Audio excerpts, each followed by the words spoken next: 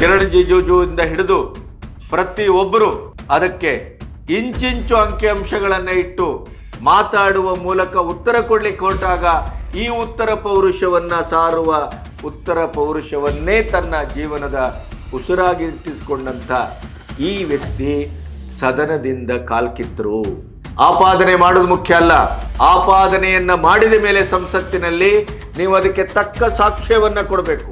ಇಡೀಯದಾದಂತ ತಾನು ಮಾತಾಡಿದ್ರ ಬಗ್ಗೆ ಈ ರೀತಿಯ ಸಾಕ್ಷ್ಯಗಳಿದೆ, ಈ ರೀತಿಯ ಆಧಾರಗಳಿದೆ, ಇಲ್ಲಿ ತಪ್ಪಾಗಿದೆ, ಇಲ್ಲಿ ಮೋದಿ ಅವರು ತಪ್ಪು ಮಾಡಿದ್ದಾರೆ ಅಂತ ಹೇಳಬೇಕು. ಯಾಕಂದ್ರೆ ಅವರು ಮಾಡಿದ ಆಪಾದನೆ ಒಂದೆರಡಲ್ಲ, ಎಸ್ಟಿಮ್ ಫೈಲ್ಸ್, ಅದರಲ್ಲಿ ಮೋದಿ ಸಿಕ್ಕಾಕೊಂಡಿದ್ದಾರೆ. ಅವು ಎಲ್ಲಿ, ಹೇಗೆ, ಅದಕ್ಕೆ ನೀವು ಸಾಕ್ಷ್ಯ ಕೊಡಬೇಕು. ಅದಾನಿ ಅವರನ್ನ ರಕ್ಷಿಸ್ಲಿಕ್ಕೆ ಹೋಗ್ತಾ ಇದ್ದಾರೆ, ಯಾಕೆ, ಎಲ್ಲಿ, ಹೇಗೆ, ಅದಕ್ಕೆ ಸಾಕ್ಷಿ ಕೊಡಬೇಕು. ದೇಶವನ್ನ ಅಡವಿಟ್ಟಿದ್ದಾರೆ, ದೇಶವನ್ನ ಮಾರಿದ್ದಾರೆ ಮೋದಿ, ಅದಕ್ಕೆ ಸಾಕ್ಷ್ಯವನ್ನು ಕೊಡಬೇಕು. ಒಂದು ಎಕ್ಸ್ಟ್ರೀಮ್ ಫೈಲ್ಸ್ ನಲ್ಲಿ ಮೋದಿ, ಇದು ಒಂದಾದ್ರೂ ಸಾಕಿತ್ತು. ನೀವೊಂದು ಬಲವಾದ ಸಾಕ್ಷಿಯನ್ನ ಇಟ್ಟು ನಿನ್ನೆ ನೀವು ಅದನ್ನು ಪ್ರೂವ್ ಮಾಡಿಬಿಟ್ಟಿದ್ದಿದ್ರೆ ತಕ್ಷಣ ಮೋದಿ ಸರ್ಕಾರ ಉರುಳ್ತಾ ಇತ್ತು, ಮೋದಿ ಅವರು ಕೆಳಗಿಳಿತಾ ಇದ್ರು.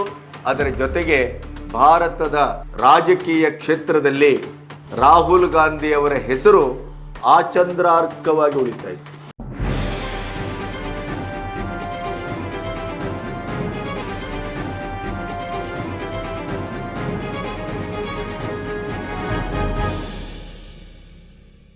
ನಮಸ್ತೆ, ಬಿ ಗಣಪತಿ ನ್ಯೂಸ್ ಚಾನಲ್ಗೆ ಸ್ವಾಗತ.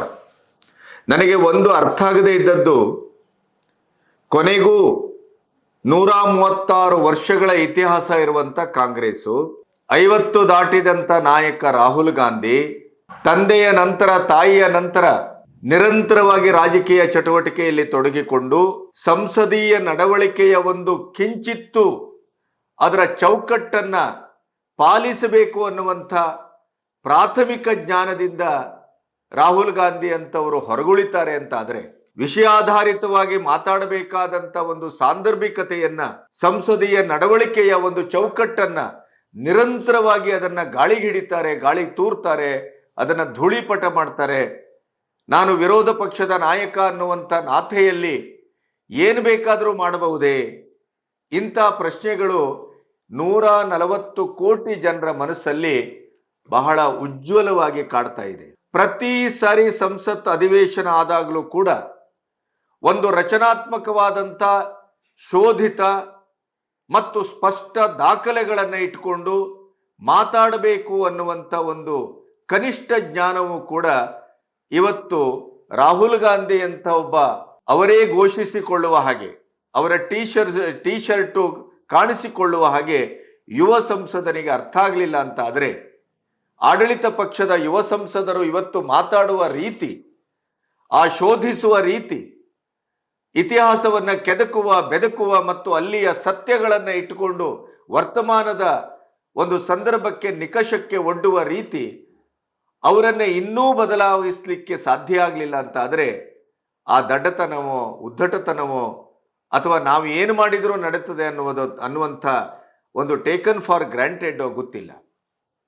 ದ್ವಿಪೌರತ್ವವನ್ನು ಇಟ್ಟುಕೊಂಡು ವಿದೇಶದಲ್ಲಿ ಹೋಗಿ ಅಲ್ಲಿ ದೇಶ ವಿರೋಧಿಗಳೊಟ್ಟಿಗೆ ಮೀಟಿಂಗ್ ಮಾಡುವಂಥ ಸಾಕ್ಷ್ಯಗಳನ್ನು ಇಟ್ಟುಕೊಂಡೇ ಇವತ್ತು BJP ಅವರ ವಿರುದ್ಧ ದೇಶದ್ರೋಹದ ಆಪಾದನೆಯನ್ನು ಮಾಡ್ತಾ ಇದೆ. ಕಾನೂನು ಹೋರಾಟವನ್ನು ಮುಂದುವರಿಸಿದೆ. ದೇಶದ ಆಂತರಿಕವಾದಂಥ ಭದ್ರತಾ ವಿಷಯಗಳಿಂದ ಹಿಡಿದು ಪ್ರತಿ ಒಂದನ್ನು ವಿದೇಶಿ ಶಕ್ತಿಗಳೊಟ್ಟಿಗೆ ಅವರು ಹಂಚಿಕೊಳ್ತಾ ಇದ್ದಾರೆ, ವಿದೇಶಿ ನೆಲದಲ್ಲಿ ನಿಂತು ಭಾರತವನ್ನ ಕಂಡೆಮ್ಡ್ ಮಾಡ್ತಾ ಇದ್ದಾರೆ ಅನ್ನುವಂಥ ರೀತಿಯಲ್ಲಿ ಅವರ ಮೇಲೆ ಈಗಾಗಲೇ ಕೇಸು ದಾಖಲಾಗಿದೆ.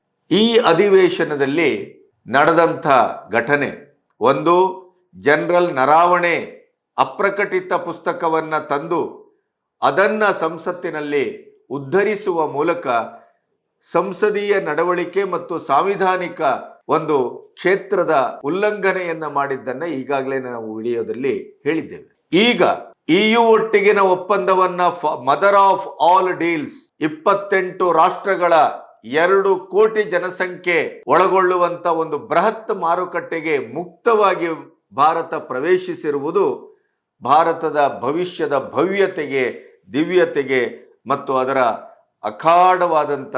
ಅಖಂಡವಾದಂಥ ಶ್ರೇಷ್ಠತೆಗೆ ಸಾಕ್ಷಿ ಅಂತ ವಿದೇಶಿ ತಜ್ಞರು, ಮಾಧ್ಯಮಗಳು ವ್ಯಾಖ್ಯಾನಿಸ್ತಾ ಇದೆ. ಕೊನೆಗೂ ಟ್ರಂಪ್ ಅನ್ನ ಅವರ ಯಾವ ಬೆದರಿಕೆ, ಯಾವ ತೊಡೆತಟ್ಟುವಿಕೆ ಏನೇ ಆದರೂ ಕೂಡ 1 ಇಂಚು ಭಾರತ ಅವರಿಗೆ ಸಲಾಮು ಹೊಡೆಯದೆ ತಲೆ ತಗ್ಗಿಸಿದ್ದೇನೆ. ನಮ್ಮದೇ ಆದಂಥ ದೇಶದ ಹಿತವನ್ನ ಕಾಪಾಡುವ ದೃಷ್ಟಿಯಲ್ಲಿ, ಅದು ಕೃಷಿ ಇರಬಹುದು, ಹೈನುಗಾರಿಕೆ ಇರಬಹುದು, ಅಥವಾ ಯಾವುದೇ ರೀತಿಯ ನಮ್ಮ ದೇಶದ ರೈತರನ್ನ, ನಮ್ಮ ದೇಶದ ಕುಶಲಕರ್ಮಿಗಳನ್ನ, ನಮ್ಮ ದೇಶದ ಹಿತವನ್ನ 1 ಇಂಚು ಬಲಿ ಹಾಕದೇನೆ ನಮ್ಮ ದಾರಿಗೆ ಬರುವ ಹಾಗೆ ಟ್ರಂಪನ್ನೇ ನಮ್ಮ ಇಡೀದಾದಂಥ ವಿದೇಶಾಂಗ ನೀತಿ, ನಮ್ಮ ಡಿಪ್ಲೊಮೆಸಿ, ನಮ್ಮ ಬಲಾಢ್ಯತೆ, ನಮ್ಮ ಚಾಣಾಕ್ಷತೆ ಇವೆಲ್ಲದರ ಮೂಲಕ ಮಣಿಸಿ ಕೊನೆಗೂ ಅವರು ಟ್ರೇಡ್ ಡೀಲ್ ಅನ್ನ ಫಾದರ್ ಆಫ್ ಆಲ್ ಡೀಲ್ಸ್ ಅಂತ ಈಗ ವಿಶ್ವ ಕರೆದಿದೆ. ಭಾರತ ಮತ್ತು ಅಮೆರಿಕದ ಟ್ರೇಡ್ ಡೀಲ್ ಅನ್ನ father of all deals, EU ಒಪ್ಪಂದ ಮದರ್ ಆಫ್ ಆಲ್ ಡೀಲ್ಸ್. ನಿಮಗೆ ಆಶ್ಚರ್ಯ ಆಗ್ಬೋದು, ಭಾರತ ಯಾವಾಗಲೂ ಹೊಂದಾಣಿಕೆಯ ರಾಜಕಾರಣ ಅಥವಾ ಕಂಪ್ಲೇಂಟ್ ಮಾಡುವುದಷ್ಟೇ ನಮ್ಮ ಕೆಲಸ, ನಮಗೆ ಯಾವುದೇ ಅಧಿಕಾರಯುತವಾಗಿ ಮಂಡಿಸುವ ಅಥವಾ ನಮಗೆ ಬೇಕಾದ ರೀತಿಯಲ್ಲಿ ಯಾವುದನ್ನು ಸಾಧಿಸಿಕೊಳ್ಳುವ ಸ್ಥಿತಿಯಲ್ಲಿ ನಾವಿರಲಿಲ್ಲ.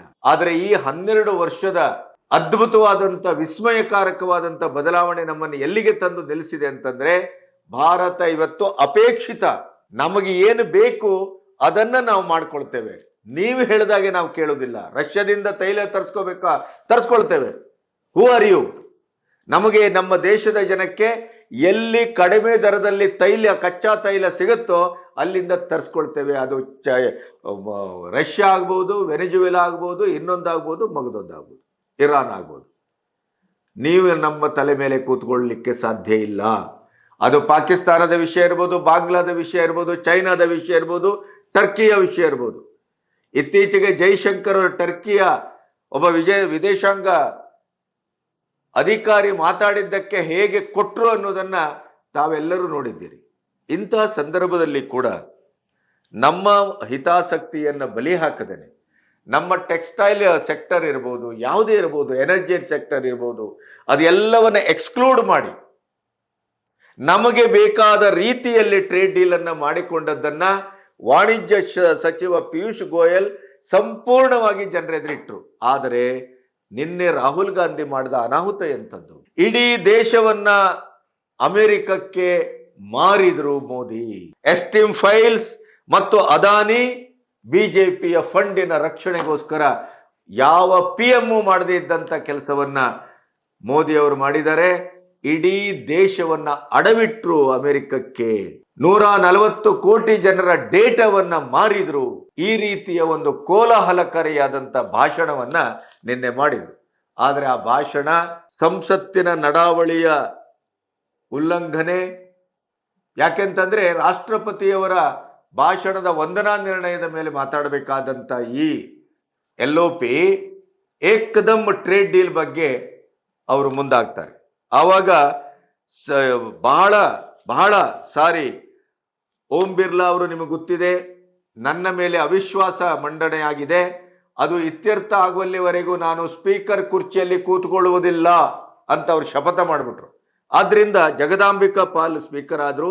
ಅವರು ಮತ್ತೆ ಹೇಳ್ತಾ ಇದ್ರು, ಉಲ್ಲಂಘಿಸ್ತಾ ಇದ್ದೀರಿ, ನೀವು ಮಾತಾಡಬೇಕಾದ ಈ ವಿಷಯ ಅಲ್ಲ, ನಿಮಗೆ ಇದಕ್ಕೆ ಅಧಿಕಾರ ಇಲ್ಲ, ನೀವು ಪೂರ್ವಭಾವಿಯಾಗಿ ಅನುಮತಿ ತೆಗೆದುಕೊಳ್ಳಿಲ್ಲ, ನೀವು ಯಾವುದೋ ವಿಷಯ ಮಾತಾಡಬೇಕಾದ್ರೂ ಯಾವುದೋ ವಿಷಯ ಮಾತಾಡಲಿಕ್ಕೆ ಇದು ಏನಂತ ಭಾವಿಸಿದಿರಿ, ಸಂಸತ್ತಿದು, ಇದನ್ನ ಬೀದಿ ಜಗಳಕ್ಕೆ ತಂದು ನಿಲ್ಲಿಸಬೇಡಿ, ಇದರ ಗೌರವವನ್ನ ಮಾನವನ್ನ ಹರಾಜು ಹಾಕಬೇಡಿ ಅಂತ ಎಷ್ಟೇ ಹೇಳಿದ್ರು ಕೂಡ ಕೊನೆಗೂ ರಾಹುಲ್ ಗಾಂಧಿ ಮೋದಿಯವರ ಮೇಲೆ, NDA ಸರ್ಕಾರದ ಮೇಲೆ ಇನ್ನಿಲ್ಲದ ಆಪಾದನೆಯನ್ನ ಮಾಡುವ ಮೂಲಕ ನಿನ್ನೆ ಕೊನೆಗೂ ಬಿಜೆಪಿಯವರ ತಥಾಕಚಿತವಾದಂಥ ಸವಾಲಿಗೆ ಎದುರು ನಿಲ್ಲಲಾರದೆ ಸಂಸತ್ತಿನಿಂದ ಓಡಿ ಹೋದಂಥ ಒಂದು ಪ್ರಕರಣ ದಾಖಲಾಗಿದೆ. ಅದರ ಎಲ್ಲ ವಿವರಗಳನ್ನು ನಿಮ್ಮೊಟ್ಟಿಗೆ ಹಂಚ್ಕೋಬೇಕು. ಇಲ್ಲಿಯವರೆಗೆ ನನ್ನ ಚಾನಲನ್ನು ಸಬ್ಸ್ಕ್ರೈಬ್ ಮಾಡದೇ ಇದ್ದರೆ ಸಬ್ಸ್ಕ್ರೈಬ್ ಮಾಡಿ ಮತ್ತು ಸ್ವತಂತ್ರ ಪತ್ರಿಕೋದ್ಯಮಕ್ಕೆ ಬೆಂಗಾವಲಾಗಿ. ಫಾದರ್ ಆಫ್ ಆಲ್ ಡೀಲ್ಸ್ ಅಂತ ಇಡೀ ವಿಶ್ವ ಕರೀತಾ ಇದೆ. ಅಮೆರಿಕದೊಟ್ಟಿಗಿನ ಸೆಣಸಾಟದಲ್ಲಿ ಭಾರತ ದಿಗ್ವಿಜಯವನ್ನ ಸಾಧಿಸಿದೆ ಅಂತ ಅಮೆರಿಕದ ರಿಪಬ್ಲಿಕನ್ಸೇ ಹೇಳ್ತಾ ಇದ್ದಾರೆ, ಆರ್ಥಿಕ ತಜ್ಞರು ಹೇಳ್ತಾ ಇದ್ದಾರೆ, ಇಡೀ ವಿಶ್ವದ ಪ್ರತಿ ರಾಷ್ಟ್ರದ ಅಧ್ಯಕ್ಷರು ಕೂಡ ಮೂಗಿನ ಮೇಲೆ ಬೆರಳಿಡ್ತಾ ಇದ್ದಾರೆ. ಯಾಕೆಂತಂದ್ರೆ ಒಂದು ಕಡೆ EU, ಇನ್ನೊಂದು ಕಡೆ ಅಮೆರಿಕದೊಟ್ಟಿಗಿನ ಟ್ರೇಡ್ ಡೀಲ್, ಯಾವುದೇ ಕಾಂಪ್ರಮೈಸ್ ಇಲ್ದೇನೆ, ಯಾವುದೇ ಬಗ್ಗುವಿಕೆ ಇಲ್ದೇನೆ, ನಮ್ಮ ಹಿತವನ್ನ, ನಮ್ಮ ರೈತರ ಹಿತವನ್ನ, ನಮ್ಮ ವಾಣಿಜ್ಯದ ಹಿತವನ್ನ ಪ್ರತಿಯೊಂದನ್ನು ಕಾದುಕೊಂಡು ನಾವು ಈಗ ಯಾವ ರೀತಿ ಡೀಲ್ ಮಾಡಬೇಕು ಅದನ್ನ ಮಾಡಿದ್ದೇವೆ. ಭಾರತ ಒಂದು ಕೈ ಮೇಲ್ಗೈಯನ್ನ ಸಾಧಿಸಿದೆ. ಟ್ರಂಪ್ ಗೋಣ್ ಹಾಕಬೇಕಾಯಿತು. ಇದೆಲ್ಲದರ ಹಿನ್ನೆಲೆಯಲ್ಲಿ ಕೇವಲ ರಾಜಕೀಯ ಕಾರಣಕ್ಕಾಗಿ, ಮೋದಿಯವರ ಮೇಲೆ ಒಂದು ಅಪಭ್ರಂಶದ ಹೊರೆಯನ್ನು ಹೊರಿಸುವ ಕಾರಣಕ್ಕಾಗಿ ನಿನ್ನೆ ರಾಹುಲ್ ಗಾಂಧಿಯವರು ಬಹಳ ಕೆಟ್ಟದ್ದಾಗಿ, ಕಟುವಾಗಿ ಅವರು ಮಾತಾಡಿದರು. ಕಿರಣ್ ರಿಜಿಜುವಿಂದ ಹಿಡಿದು ಪ್ರತಿಯೊಬ್ಬರು ಅದಕ್ಕೆ ಇಂಚಿಂಚು ಅಂಕಿಅಂಶಗಳನ್ನು ಇಟ್ಟು ಮಾತಾಡುವ ಮೂಲಕ ಉತ್ತರ ಕೊಡ್ಲಿಕ್ಕೆ ಹೊರಟಾಗ ಈ ಉತ್ತರ ಪೌರುಷವನ್ನ ಸಾರುವ, ಉತ್ತರ ಪೌರುಷವನ್ನೇ ತನ್ನ ಜೀವನದ ಉಸಿರಾಗಿಟ್ಟಿಸಿಕೊಂಡಂತ ಈ ವ್ಯಕ್ತಿ ಸದನದಿಂದ ಕಾಲ್ಕಿತ್ತರು. ಇದು ಅದ್ಭುತ. ಆಪಾದನೆ ಮಾಡೋದು ಮುಖ್ಯ ಅಲ್ಲ, ಆಪಾದನೆಯನ್ನ ಮಾಡಿದ ಮೇಲೆ ಸಂಸತ್ತಿನಲ್ಲಿ ನೀವು ಅದಕ್ಕೆ ತಕ್ಕ ಸಾಕ್ಷ್ಯವನ್ನ ಕೊಡಬೇಕು.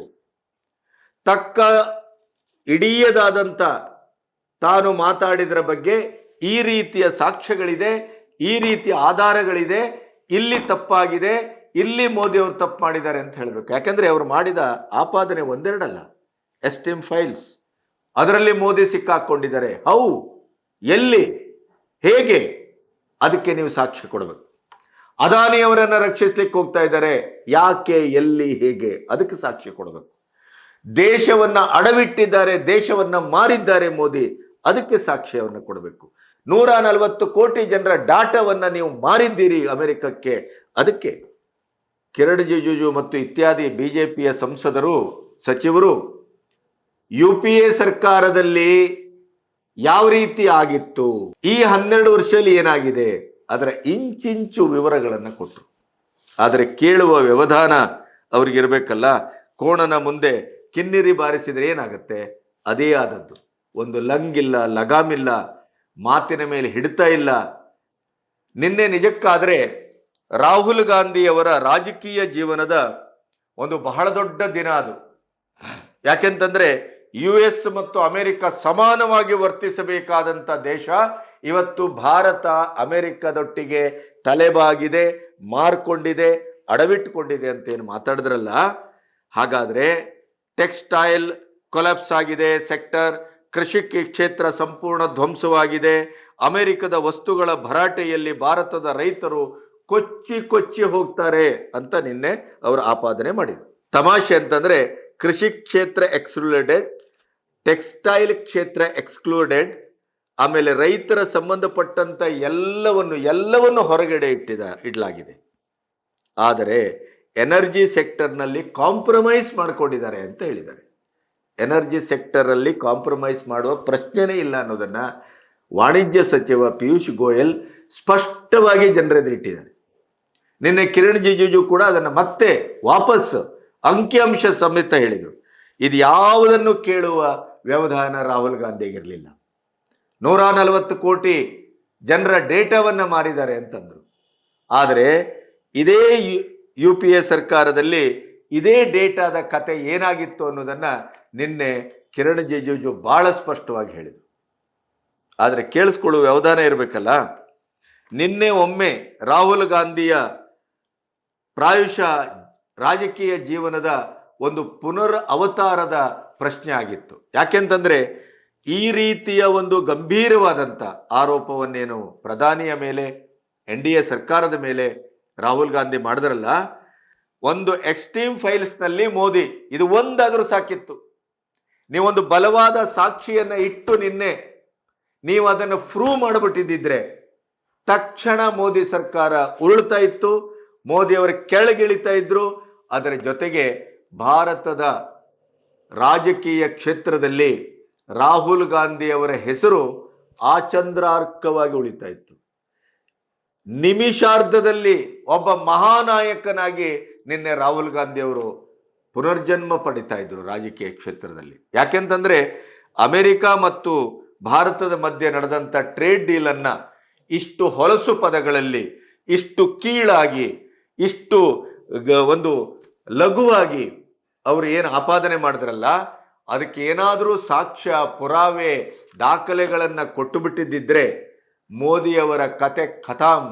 ರಾಹುಲ್ ಗಾಂಧಿ ಇದ್ದಕ್ಕಿದ್ದ ಹಾಗೆ ಉಜ್ವಲವಾದ ತಾರೆ ಆಗ್ಬಿಡ್ತಾ ಇದ್ರು. ಮುಂದೆ ಬರುವ 5 ರಾಜ್ಯಗಳ ಚುನಾವಣೆಯಲ್ಲಿ ಸ್ವೀಪ್ ಮಾಡಿಬಿಡ್ತಾ ಇದ್ರು. ಅದನ್ನೇ ನಿನ್ನೆ ಬಿಜೆಪಿಯವರು ಹೇಳಿದ್ರು, ಎಸ್, ನಾವು ಈ ಸವಾಲನ್ನು ಸ್ವೀಕರಿಸ್ತೇವೆ. ಆದರೆ ಸಂಸತ್ ಭವನ ಜನದೇಗುಲ ಇದು. ನೀವು ಇಲ್ಲಿ ನಿಂತು ಆಪಾದನೆ ಮಾಡಿದ್ದೀರಿ, ಇಲ್ಲಿ ನಿಂತು ಬೀದಿಯ ಮಟ್ಟಕ್ಕೆ ಸಂಸತ್ತಿನ ವ್ಯವಹಾರವನ್ನು ತಂದು ನಿಲ್ಲಿಸಿದ್ದೀರಿ. ಒಂದು ಸಂಸದೀಯ ನಡವಳಿಕೆ ಅಂದರೆ ಏನು ಅನ್ನುವ ಕನಿಷ್ಠ ಜ್ಞಾನ ಇಲ್ಲದೇನೆ ನೀವು ವ್ಯವಹರಿಸಿದ್ದೀರಿ. ಆದರೆ ನೀವು ಮಾಡುವ ಪ್ರತಿಯೊಂದು ಆರೋಪಕ್ಕೆ ನಾವು ದಾಖಲೆಗಳನ್ನು ಬಯಸ್ತೇವೆ, ಸಾಕ್ಷ್ಯಗಳನ್ನು ಬಯಸ್ತೇವೆ, ಅಥೆಂಟಿಸಿಟಿಯನ್ನು ಬಯಸ್ತೇವೆ. ಎಸ್, ಅಥೆಂಟಿಸಿಟಿಯನ್ನು ಪ್ರೂವ್ ಮಾಡ್ತೇನೆ ಅಂತ 2 ಸರಿ ರಾಹುಲ್ ಗಾಂಧಿ ಎದ್ದು ನಿಂತು ಹೇಳಿದ್ರು. ಆದರೆ ಆಡಳಿತ ಪಕ್ಷದ ಸಚಿವರು ಉತ್ತರ ಕೊಡಲಿಕ್ಕೆ ಅಂಕಿ ಅಂಶಗಳ ಸಮೇತ ಹೊರಟಾಗ ಅವರು ಸಂಸತ್ತಿನಿಂದ ಹೊರ ನಡೆದರು. ಇದನ್ನೇ ಬಿಜೆಪಿ ವ್ಯಂಗ್ಯ ಮಾಡಿತು. ಸಂಸತ್ತಿನಲ್ಲಿ ಆಡಬಾರದ ಮಾತನಾಡ್ತೀರಿ, ಸಂಸತ್ತಿನ ಹೊರಗೆ ಮತ್ತೆ ಮಾಧ್ಯಮದ ಎದುರು ಅಲ್ಲಿಯೂ ಕೂಡ ಅದರ ಪ್ರಪಗಾಂಡ ಮಾಡ್ತೀರಿ. ಯಾವುದಕ್ಕೂ ನೀವು ಸಾಕ್ಷ್ಯ ಕೊಡೋದಿಲ್ಲ, ನಿಮ್ಮ ಹತ್ರ ದಾಖಲೆಗಳಿಲ್ಲ. ಸಂಸತ್ ಅಧಿವೇಶನದಲ್ಲಿ ಭಾಗವಹಿಸ್ತೀರಿ, ಆಯಕಟ್ಟಿನ ಜಾಗದಲ್ಲಿ ಅಲ್ಲಿ ಪಲಾಯನಗೈತೀರಿ, ಓಡೋಗ್ತೀರಿ, ಮತ್ತೆ ಸೀದಾ ಏರ್ಪೋರ್ಟ್ಗೆ ಹೋಗಿ ವಿದೇಶಕ್ಕೆ ಹಾರ್ತೀರಿ. ವಿದೇಶದಲ್ಲಿ ಹೋಗಿ ಭಾರತದ ಮಾನವನ್ನ ಹರಾಜಾಗ್ತೀರಿ.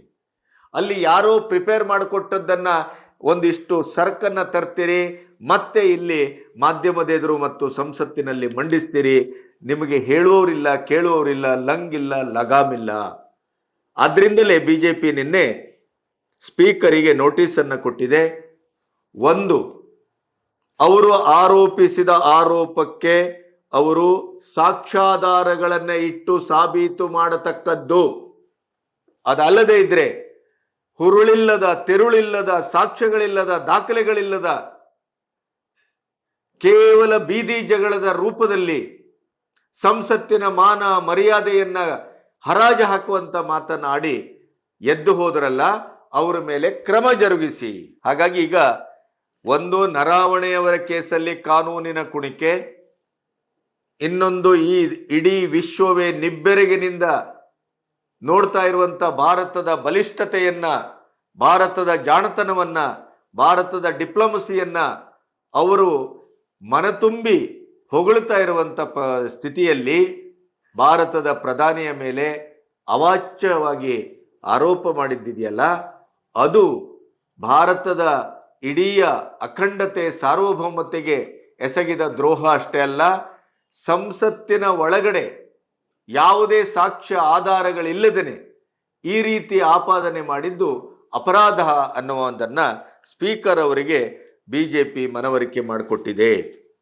ಹಾಗಾಗಿ ರಾಹುಲ್ ಗಾಂಧಿ ಆಪಾದನೆ ಎಂಥ ಬೇಸ್ಲೆಸ್, ಪ್ರಧಾನಿಯನ್ನು ಟಾರ್ಗೆಟ್ ಮಾಡಿ ಭಾರತದ ಸಾರ್ವಭೌಮತೆ ಮತ್ತು ಬಲಿಷ್ಠತೆಯನ್ನ ಪ್ರಪಂಚದ ಎದುರು ಇಮ್ಮೋರಲ್ ಆಗಿ ಮಾಡಿದ್ದಾರೆ. ಇದು ಅಪರಾಧ. ಗ್ಲೋಬಲ್ ವಿಚಾರದಲ್ಲಿ ಭಾರತವನ್ನ ಅತ್ಯಂತ ಕಳಪೆಯಾಗಿ ಚಿತ್ರಿಸುವಂತ ಕೆಲಸ ರಾಹುಲ್ ಗಾಂಧಿಯಿಂದ ಆಗಿದೆ.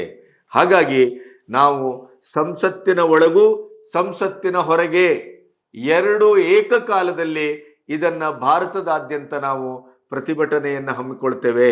ಸೋಲಿನ ಶತಕವನ್ನ ಬಾರಿಸ್ತಾ ಇರುವಂತ ರಾಹುಲ್ ಗಾಂಧಿ ಹತಾಶೆಯ ಪರಮಾವಧಿಯ ಒಂದು ಪರಮೋಚ್ಚ ರೀತಿಯಲ್ಲಿ ನಾನು ಮಾತಾಡಿದ್ದೇನೆ ಅಂತ ಭ್ರಮಿಸಿ ಇಡೀ ಸಂಸದೀಯ ನಡವಳಿಕೆಯನ್ನು, ಸಂಸದೀಯ ಭವನವನ್ನು, ಸಂಸದೀಯ ಒಂದು ವ್ಯವಹಾರವನ್ನು ಅವರು ಅತ್ಯಂತ ಕಳಪೆಯಾಗಿ ನಿನ್ನೆ ಚಿತ್ರಿಸಿದ್ದಾರೆ. ಮತ್ತೆ ಭಾರತವನ್ನ ಅವರು ಹುರುಳಿಲ್ಲದ, ಯಾವುದೇ ಸಾಕ್ಷ್ಯವಿಲ್ಲದ ಆರೋಪದ ಮೂಲಕ ಪ್ರಪಂಚದ ಎದುರು ಕುಬ್ಜಗೊಳಿಸುವ ಕೆಲಸವನ್ನ ಮಾಡಿದ್ದಾರೆ. ಇದೊಬ್ಬ ವಿರೋಧ ಪಕ್ಷದ ನಾಯಕನಾಗಿ ಮಾಡುವ ಕೆಲಸ ಅಲ್ಲ. ಆದ್ರಿಂದ ಇದಕ್ಕೆ ತಕ್ಕ ಶಾಸ್ತಿಯಾಗಬೇಕು, ಕ್ರಮ ಕೈಗೊಳ್ಳಬೇಕು ಅಂತೇಳಿ ಸ್ಪೀಕರಿಗೆ ನೋಟಿಸನ್ನು ಕೂಡ ಕಿರಣ್ ರಿಜಿಜು ಮತ್ತು ಅನುರಾಗ್ ಠಾಕೂರ್ ಇತ್ಯಾದಿ ಎಲ್ಲರೂ ಬಿಜೆಪಿಯವರು ಸೇರಿ ಈಗಾಗಲೇ ಕೊಟ್ಟಿದ್ದಾರೆ. ಆಪಾದನೆ ಮಾಡುವುದು ಸುಲಭ, ಆಪಾದಿಸಿದ ಆಪಾದನೆಗೆ ಸಾಕ್ಷ್ಯ ಪುರಾವೆಗಳನ್ನು ಕೊಡುವುದು ಕಠಿಣ. ನೀವು ಎಲ್ಲಿ ಬೇಕಾದ್ರೆ ಏನು ಬೇಕಾದರೂ ಪುಂಗಿ ಊದ್ಬಿಡ್ಬೋದು. ಪುಂಗಿದಾಸ ಅಂತಲೇ ಇಡೀ ದೇಶ ಕರೀತಾ ಇದೆ. ಆದರೆ ಇಂಥ ವಿಷಯದಲ್ಲಿ ರಾಜಕೀಯನ, ಇಂಥ ವಿಷಯದಲ್ಲಿ ನಿಮ್ಮ ಕ್ಷುದ್ರತೆನ, ಇಂಥ ವಿಷಯದಲ್ಲಿ ನಿಮಗೆ ಪುರಾವೆ ಇಲ್ಲದೇ ಮಾತಾಡುವ ಒಂದು ಧಾಷ್ಟ್ಯವನ್ನು, ಧೈರ್ಯವನ್ನು ತೋರ್ತೀರಿ ಅಂತ ಆದರೆ, ಹಾಗಾದರೆ ಯಾವ ಸ್ಥಿತಿಯಲ್ಲಿ ನಿಮ್ಮನ್ನು ನಾವು ಭಾವಿಸಬೇಕು?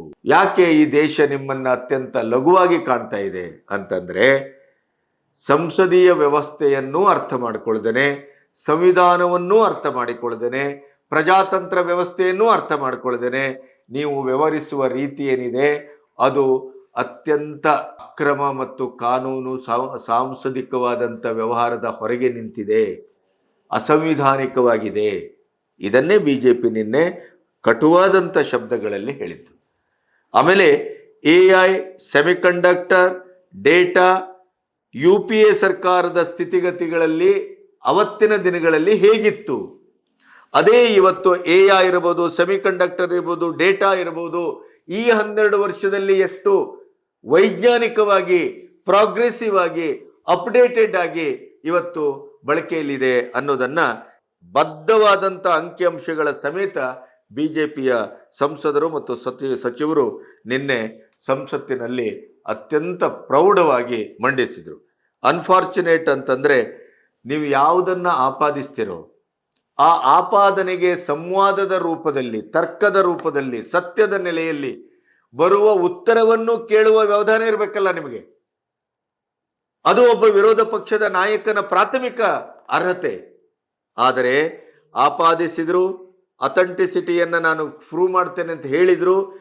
ವಿರೋಧ ಪಕ್ಷದ ಈ ವಿರೋಧಕ್ಕೆ, ಆಪಾದನೆಗೆ ಉತ್ತರ ಕೊಡಲಿಕ್ಕೆ ಅಂಕಿಅಂಶಗಳ ಸಮೇತ ನಿಂತಾಗ ರಾಹುಲ್ ಗಾಂಧಿಯವರು ಸಂಸತ್ತಿನಿಂದ ಕಾಲ್ಕಿತ್ತರು.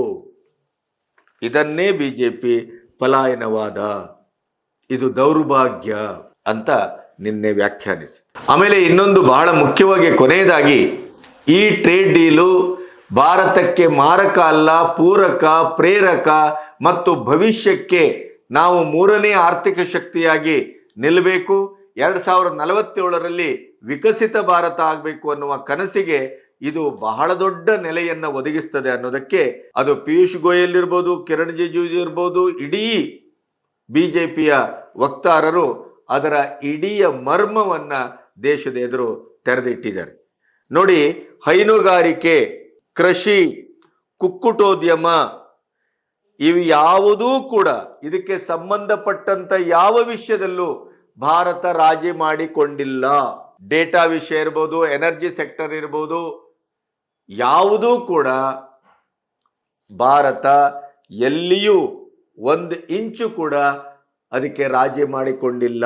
ಟೆಕ್ಸ್ಟೈಲು ಇತ್ಯಾದಿ ಇತ್ಯಾದಿ ಅದೆಲ್ಲವನ್ನ ಎಕ್ಸ್ಕ್ಲೂಡ್ ಮಾಡಿ ಈ ಟ್ರೇಡ್ ಡೀಲ್ನ ಮಾಡಿಕೊಂಡಿದ್ದೇವೆ ಅನ್ನೋದನ್ನು ಮತ್ತೊಮ್ಮೆ ಸಂಸತ್ತಿನಲ್ಲಿ ನಿನ್ನೆ ರಾಹುಲ್ ಗಾಂಧಿಯವರ ಹುರುಳಿಲ್ಲದ, ತಿರುಳಿಲ್ಲದ, ಸಾಕ್ಷ್ಯವಿಲ್ಲದ ಆರೋಪಕ್ಕೆ, ಬೇಸ್ಲೆಸ್ ಆದಂಥ ಆರೋಪಕ್ಕೆ ಸರಿಯಾದ ಉತ್ತರವನ್ನು BJP ಕೊಟ್ಟಿದೆ. ಯಾವ ಮಟ್ಟದಲ್ಲಿ ಅಂತಂದರೆ, ಇನ್ನು ಮುಂದೆ ಈ ರೀತಿಯ ಆಧಾರರಹಿತವಾದ ಮಾತನ್ನು ಜನ್ಮದಲ್ಲಿ ತಾನು ಆಡಬಾರ್ದು ಅನ್ನುವ ರೀತಿಯಲ್ಲಿ ರಾಹುಲ್ ಗಾಂಧಿಯವರು ಯೋಚನೆ ಮಾಡಬೇಕು. ಸಂಸತ್ತಿನ ಒಳಗೂ ಹೊರಗೂ ಮತ್ತು ಕಾನೂನಾತ್ಮಕವಾಗಿಯೂ ಎಲ್ಲ ರೀತಿಯಲ್ಲೂ ರಾಹುಲ್ ಗಾಂಧಿಯವರ ನಿನ್ನೆನ ಮಾತನ್ನು, ಮೋದಿಯವರ ಮೇಲೆ ಆಪಾದನೆಯನ್ನು ಕಣ್ಸನ್ನೆ ಬಾಯ್ಸನ್ನೆಯ ಮೂಲಕ ಸಂಸತ್ತಿನಲ್ಲಿ, ಅಧಿವೇಶನದಲ್ಲಿ ಸ್ವತಃ ಪ್ರಧಾನಿಯವರ ಪೀಠಕ್ಕೆ ಮುತ್ತಿಗೆ ಹಾಕಿಸುವಂಥ ಉದ್ದಟತನವನ್ನೂ ಅವರು ಮಾಡಿರುವುದರ ಬಗ್ಗೆ ಈಗಾಗಲೇ ಕಾನೂನಿನ ಮತ್ತು ಸಂಸದೀಯ ಒಂದು ವ್ಯವಹಾರದ ನೆಲೆಯಲ್ಲಿ ಅವ್ರ ಮೇಲೆ ಕ್ರಮ ತೆಗೆದುಕೊಳ್ಳೋದ್ರ ಬಗ್ಗೆ ಸಾಕಷ್ಟು BJP ಕಾನೂನಾತ್ಮಕ ಕ್ರಮವನ್ನು ತೆಗೆದುಕೊಂಡಿದೆ. ಈ ಸರಿ ಅಧಿವೇಶನದಲ್ಲಿ 1, 2, 3 ನರಾವಣೆಯವರ ಅಪ್ರಕಟಿತ ಪುಸ್ತಕ, ಅದು ಕಾನೂನು ಬಾಹಿರ. ಇನ್ನೊಂದು ಪ್ರಧಾನಿಯವರ ಪೀಠಕ್ಕೆ ಸನ್ನೆಯ ಮೂಲಕ ಮುತ್ತಿಗೆ ಹಾಕಿಸಿದ್ದು. ಮೂರನೇದಾಗಿ ಈ ಫಾದರ್ ಆಫ್ ಆಲ್ ಡೀಲ್ಸ್, ಭಾರತದ ಹಿತಕ್ಕಾಗಿ, ಭವಿಷ್ಯಕ್ಕಾಗಿ, ಏಳಿಗೆಗಾಗಿ, ಭದ್ರತೆಗಾಗಿ ಏನು ಭಾರತ ಅತ್ಯಂತ ಜಾಣತನದಿಂದ ಈ ಟ್ರೇಡ್ ಡೀಲನ್ನು ಮಾಡಿಕೊಂಡಿದೆ, ಅದಕ್ಕೆ ಅಪಮಾನ ಮಾಡುವ ರೀತಿಯಲ್ಲಿ ಅಪಭ್ರಂಶ ಮಾಡುವ ರೀತಿಯಲ್ಲಿ ಯಾವುದೇ ರೀತಿಯ ಒಂದೇ ಒಂದು 12 ವರ್ಷ ಅಲ್ಲ, ಅವರ ಕಾಲು ಭಾಗ ಅಥವಾ ಒಂದು 25-30 ವರ್ಷದ ರಾಜಕೀಯ ಜೀವನದಲ್ಲಿ ಕಿಲುಬಿಲ್ಲದ, ಭ್ರಷ್ಟಾಚಾರ ರಹಿತ, ಸ್ವಜನ ಪಕ್ಷಪಾತ ರಹಿತ, ನಿಷ್ಕಳಂಕವಾದಂಥ, ಪ್ರಾಂಜಲವಾದಂಥ, ಮಾದರಿಯಾದಂಥ ಒಂದು ವ್ಯಕ್ತಿತ್ವವನ್ನು, ಆಡಳಿತವನ್ನು ಎಲ್ಲವನ್ನೂ ನೀಡಿದಂಥ ಮೋದಿಯವರ ಮೇಲೆ ಮೊದಲಾಗಿ ಅವರು ಆಪಾದನೆ ಏನೇನು ಮಾಡಿದ್ದಾರೆ, ಇದನ್ನು ಅವರು ಸಾಕ್ಷ್ಯವನ್ನು ಕೊಡದೇ ಇದ್ದರೆ ಅದಕ್ಕೆ ತಕ್ಕ ಶಿಕ್ಷೆಯನ್ನು ಮತ್ತು ಕ್ರಮವನ್ನು ಅವರು ಎದುರಿಸಬೇಕಾಗತ್ತೆ ಅನ್ನುವ ರೀತಿಯಲ್ಲಿ ಸಂಸತ್ತಿನ ಒಳಗೂ ಮತ್ತು ಹೊರಗೂ ದೇಶಾದ್ಯಂತ ಉಗ್ರವಾದ ಪ್ರತಿಭಟನೆಯನ್ನು ಹಮ್ಮಿಕೊಳ್ಳುವ BJP ರಾಹುಲ್ ಗಾಂಧಿಯವರಿಗೆ ಬಹುಶಃ ರಾಜಕೀಯ ಪಾಠವನ್ನು ಈ ಹೊತ್ತಿನಲ್ಲಿ ಕಲಿಸಲಿಕ್ಕೆ ಹೊರಟಿದೆ ಅಂತ ಎಲ್ಲರೂ ವ್ಯಾಖ್ಯಾನಿಸ್ತಾ ಇದ್ದಾರೆ. ರಾಹುಲ್ ಗಾಂಧಿ ಪ್ರಾಯಶಃ ಇಂತಹ ಒಂದು ಬೇಸ್ಲೆಸ್ ಆದಂಥ ಮಾತುಕತೆಗಳನ್ನು ಸಂಸತ್ತಿನ ಒಳಗಾಗಲಿ ಹೊರಗಾಗಲಿ ಇನ್ನು ಮುಂದೆ ಮಾತಾಡೋದ್ರ ಬಗ್ಗೆ ಸ್ವಲ್ಪ ಎಚ್ಚರ ವಹಿಸ್ಯಾರೋ ಏನೋ. ಯಾಕೆಂದರೆ BJP ಆ ಮಟ್ಟದಲ್ಲಿ ಅವರ ಕುತ್ತಿಗೆ ಹಿಡಿದು ತಪರಾಕಿ ಕೊಟ್ಟಿದೆ. ನಮಸ್ತೆ.